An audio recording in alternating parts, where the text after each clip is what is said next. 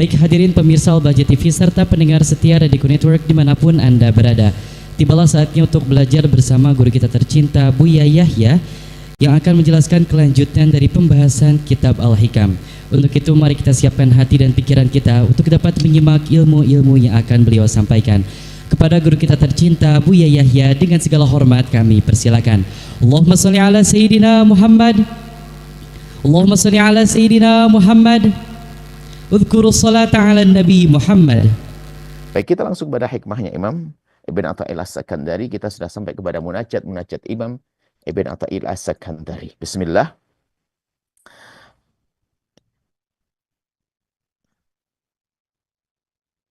Ilahi, wahai Tuhanku, kaifa akhibu fima amaltuhu wa rajautuhu.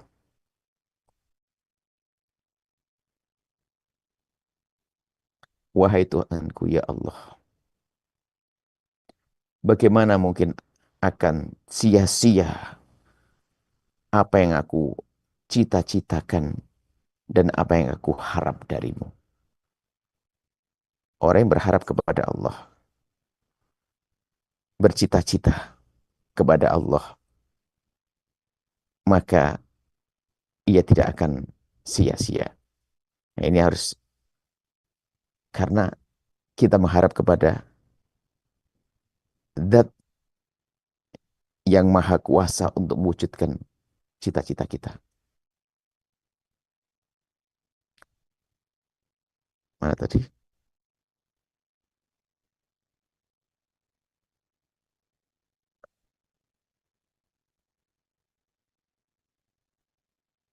Ah,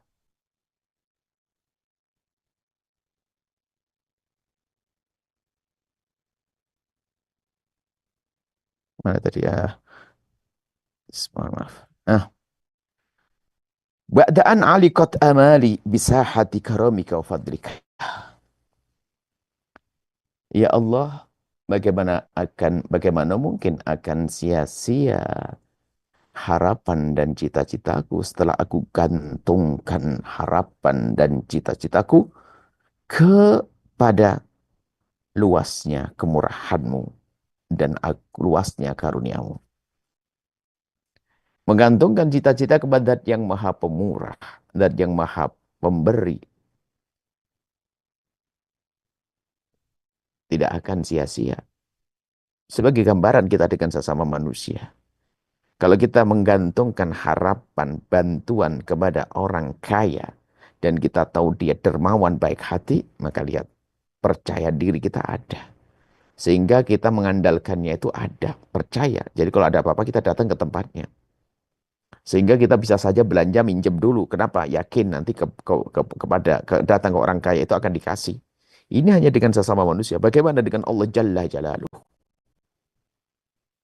Menggantungkan harapan dan cita-cita kepada Allah.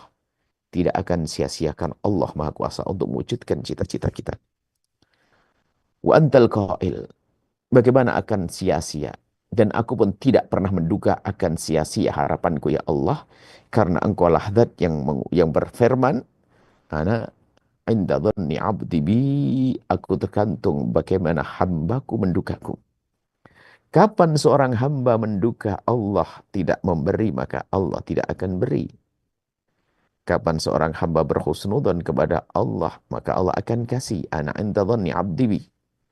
Aku tergantung bagaimana hambaku mendugaku. Maka dari itu, jangan ragu untuk menduga yang baik. Berprasangka baik kepada Allah Subhanahu wa Ta'ala dalam keadaan apapun. Sehingga makom husnudzon yang sangat tinggi, dia akan tetap bisa husnudzon biarpun saat itu Allah mengujinya. Padahal secara zahir petaka, bencana, akan tapi begitu mudahnya. Bagi orang yang kenal Allah yang maha pengasih, maha pemurah, ia berkata, aku yakin di balik musibah ini ada suatu kebaikan yang luar biasa. Masih bisa ngomong seperti itu. Sehingga tidak akan sempat marah kepada Allah, mempunyai penyesalan kepada apa yang Allah berlakukan kepadanya. Tidak ada. Karena dia punya prasangka baik kepada Allah yang sangat tinggi. Ana inta dhanni abdi bi, aku tergantung bagaimana hambaku mendugaku. Jika hambaku mendugaku dengan dugaan kebaikan, aku akan kasih kebaikan. Maka dari itu, jika kita memohon kepada Allah, berharap kepada Allah, berharaplah dengan penuh keyakinan bahwa Allah Maha Kuasa untuk mewujudkannya. Kalau kita memohon kepada Allah, Nabi Muhammad mengajarkan wa antum muqinuna bil ijabati. Hendaknya engkau punya keyakinan Allah akan mengkabul permohonan kita, dan Allah sudah berjanji ud'uni astajib lakum. Memohonlah kepadaku, niscaya aku akan penuhi. Adapun di saat belum tampak terpenuhi, nah kita kembali kepada husnudzon kepada Allah. Ini penting. Di saat tampak harapan, cita-cita, permohonan kita belum dikabul oleh Allah, tampaknya belum dikabul Allah, maka harus kita hidupkan prasangka baik kita kepada Allah bahwa tidak tampak dikabul bukan berarti tidak dikabul. Karena kita orang punya iman, punya kesadaran, punya ilmu, punya pemahaman bahwa permohonan-permohonan yang kita panjatkan kepada Allah, cara pengkabulannya ada 3 macam. Yang pertama adalah Allah mengabulkan permintaan kita, permohonan kita sesuai yang kita minta. Ini ada banyak. Yang kedua, Allah mengkabul dengan sesuatu yang lebih agung dari yang kita minta. Cuman kita tidak meminta karena kita bodoh. Sehingga yang diminta hanya itu-itu saja, tidak terlalu penting. Ada sesuatu yang lebih penting, tidak pernah diminta. Karena Allah Maha Kasih, orang ini meminta kepada Allah, tapi mintanya nggak penting, tidak dikasih oleh Allah. Tapi dikasih yang lebih penting lagi. Yang ketiga adalah harapan dan permohonan kita kepada Allah dikabul nanti di akhirat. Dan ini yang paling agung, balasan yang agung dari Allah Subhanahu wa Ta'ala. Baik, kemudian selanjutnya. Ilahi kaifa asta'izzu wa anta fid dhilli arkastani. Ya Allah, bagaimana aku akan merasa mulia sementara Engkau telah letakkan aku pada pusat kerendahan, kelemahan. Maksudnya begini, ya Allah, segala yang ada padaku ini lemah semuanya. Engkau menjadikan aku hamba yang lemah. Lihat, dari ma'in mahin, dari awal penciptaannya dari air mani. Kemudian setelah itu, kalau mati pun jadi bangkai yang busuk. Pergi jalan kemana-mana pun ada di perutnya mengandung, membawa sesuatu yang busuk. Aroma-aroma keluar dari kita, sesuatu yang tidak baik. Bagaimana aku akan merasa mulia ya Allah, sementara Engkau jadikan aku memang hina semacam ini.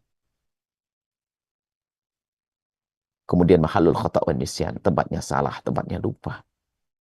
Bagaimana aku akan merasa mulia ya Allah, sementara Engkau telah jadikan aku hamba yang lemah, hamba yang hina dina. Ini pengakuan dari Ibn Atha'illah Sakandari. Bagaimana mungkin aku akan merasa mulia? Engkau telah jadikan aku dengan kehinaan seperti ini. Am kaifa la asta'izzu ilaik wa kaifa la asta'izzu. Akan tapi juga ya Allah, bagaimana mungkin aku tidak merasa mulia? Duh, kebalikannya. Wa ilaika nasabtani. Engkau telah menjadikan aku punya nisbat, sambung kepadamu ya Allah, yaitu di saat kau jadikan aku hambamu. Aku adalah seorang hamba rendah, tapi di saat aku menjadi hambamu jadi mulia. Artinya di saat aku menjadi seorang hamba, aku lemah ya Allah, bagaimana aku akan merasa mulia? Tapi di saat aku menjadi hambamu, bagaimana aku tidak mulia? Aku punya nisbat kepadamu ya Allah. Aku jadi sambung kepadamu ya Allah. Ini kan sebetulnya ini adalah panjatan kecerdasan ya. Dari seorang Ibn Atha'illah As-Sakandari. Di dalam memohon. Menyadari bahwa dirinya lemah. Sehingga betul-betul akan terwujud hakikat penghambaan dari seorang Ibn Atha'illah. Ia ingin merasa mulia, merasa nggak pantas bagaimana aku merasa mulia. Aku adalah seorang hamba. Tapi bagaimana aku tidak menjadi mulia karena sementara aku menjadi hamba Allah. Nah ini. Kebimbangan di antara dua rasa ini menjadikan orang tidak akan terjerumus dalam kesombongan karena dia seorang hamba. dan dia akan senang berpacu menuju kepada kemuliaan karena apa? Dia hamba Allah. Aku hamba Allah kok. Maka aku harus menampakkan penghambaanku pada Allah. Sehingga muncullah seorang yang ibadahnya luar biasa. Pengabdiannya luar biasa kepada Allah Subhanahu wa taala. Am kaifa la aftakhiru wa anta alladhi fil fakri aqhamtani. Ya Allah, bagaimana aku tidak menjadi fakir karena Engkau telah menempatkan kepadaku pada kefakiran. Aku nggak punya apa-apa ya Allah. Nggak punya apa-apa. Tidak punya apa-apa kita seorang hamba. Terlahir tanpa sehelai benang, tanpa sehelai benang di badan kita. Kemudian Allah berikan kasih sayang orang-orang yang ada di kiri kanan kita sehingga berkasih sayang kepada kita. Menyiapkan baju bayi, dan seterusnya hingga kita dewasa. Kita berpikir pun kecerdasan sahamnya full dari Allah.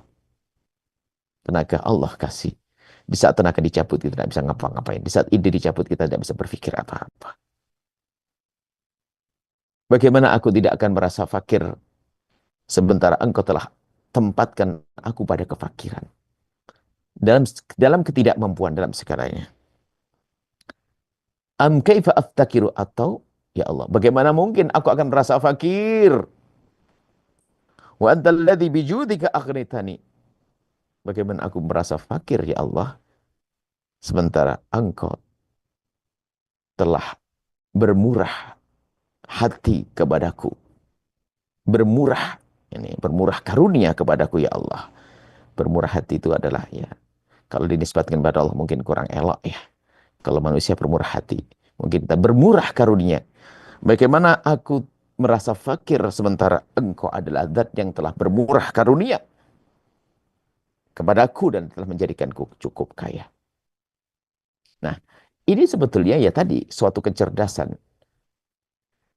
Suatu kecerdasan yang luar biasa agar seorang itu terbentengi dari dua kutub ekstrim. Ekstrim yang pertama adalah di saat mempunyai sesuatu kayaannya mulia dengan dirinya sendiri, maka muncul menjadilah seorang yang ujub. Seorang yang ujub, sombong. Seolah aku bisa, aku bisa. Sisi lain adalah dengan kelemahan, menjadi orang yang putus asa seolah-olah tidak mampu apa-apa. Sehingga ini dua hal untuk menjadikan seorang seimbang. Dia merasakan dia seorang hamba rendah, hina, sehingga dia tidak akan sombong. Kemudian di saat dia mendapatkan sesuatu yang agung dari Allah, maka yang ada baginya adalah bersyukur kepada karunia Allah Subhanahu wa taala. Ini adalah bentuk satu munajat atau renungan yang dahsyat dari Imam Ibn Athaillah As-Sakandari. Kami ulang, indah sekali bagaimana aku merasa mulia kepadamu ya, merasa mulia ya Allah. Sementara segala Engkau telah menempatkan aku dalam segala kehinaan. Dan bagaimana aku tidak mulia sementara Engkau telah menjadikan aku punya nisbat kepadamu, yang nyambung kepada Allah, hamba Allah. Bagaimana aku tidak merasa fakir sementara Engkau telah letakkan aku pada dunia kefakiran, wilayah kefakiran, serba nggak punya. Lalu bagaimana aku merasa fakir sementara Engkau adalah yang telah bermurah karunia kepadaku ya Allah, sehingga aku menjadi cukup semacam ini. Nah ini kalau kita merenung tentang munajat ini sungguh luar biasa dahsyat. Sehingga sebab dikabul doa ini ya begini. Seorang hamba akan dikabul doanya sesuai yang dijanjikan oleh Allah, ud'uni astajib lakum. Maka dia harus merasa dirinya itu berdoa.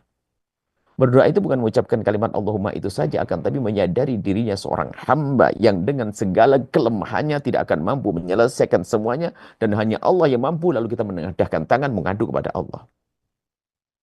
Tapi kalau pada lintasan kesombongan, mana mungkin diterima oleh Allah.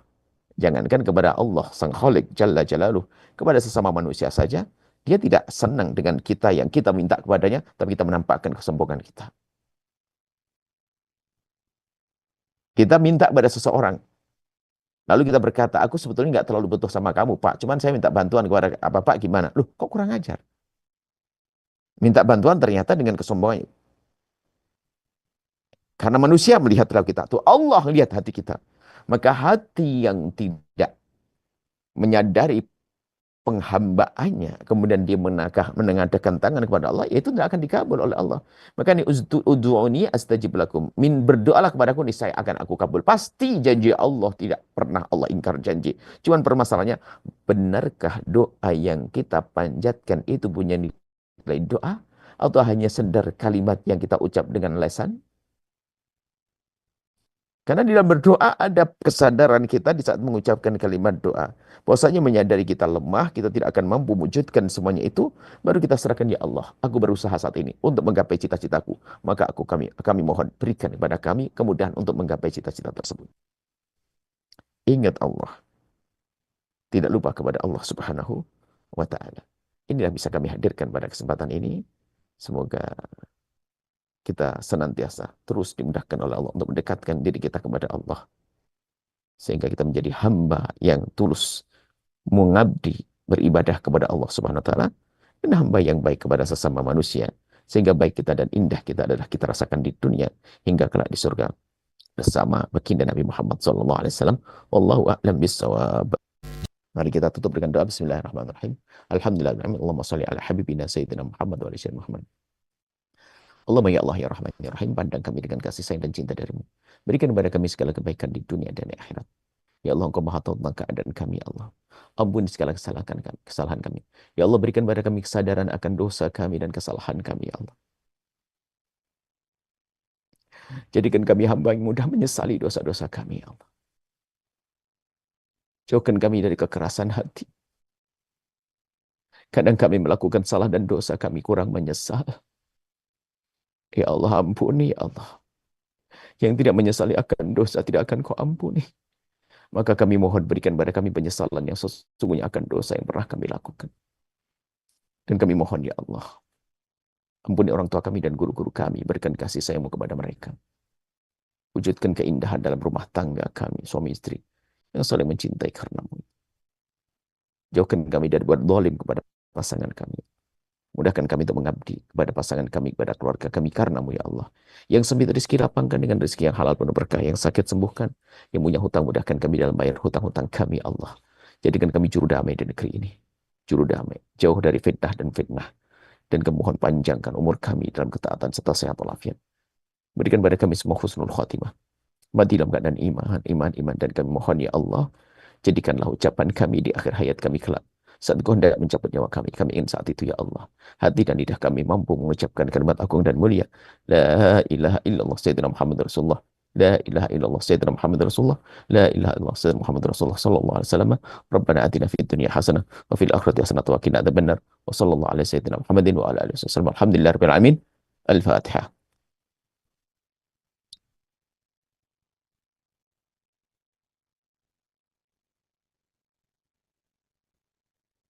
Makasih, mohon maaf dan mohon doa selalu. Wabillahi taufiq hidayah. Assalamualaikum warahmatullahi wabarakatuh. Waalaikumsalam warahmatullahi wabarakatuh. Baik hadirin pemirsa Al-Bahjah TV serta pendengar setia Radio Network dimanapun Anda berada. Demikianlah majelis kita pada kesempatan kali ini, dan tetaplah istiqomah untuk mengikuti program-program kemuliaan lainnya dalam program Penjabaran Mutiara Hikmah. Rutin diselenggarakan setiap Kamis malam Jumat, tentunya bersama guru kita tercinta Buya Yahya. Akhirnya saya Muhammad Zaki beserta kru yang bertugas mengucapkan syukron jazilan atas segala perhatian Anda. Mohon maaf dan mohon doa selalu. Mari kita tutup majelis pada kesempatan kali ini dengan pembacaan doa kafaratul majelis. Subhanakallahumma wa bihamdika asyhadu an la ilaha illa anta astaghfiruka wa atubu ilaik. Wassalamualaikum warahmatullahi wabarakatuh.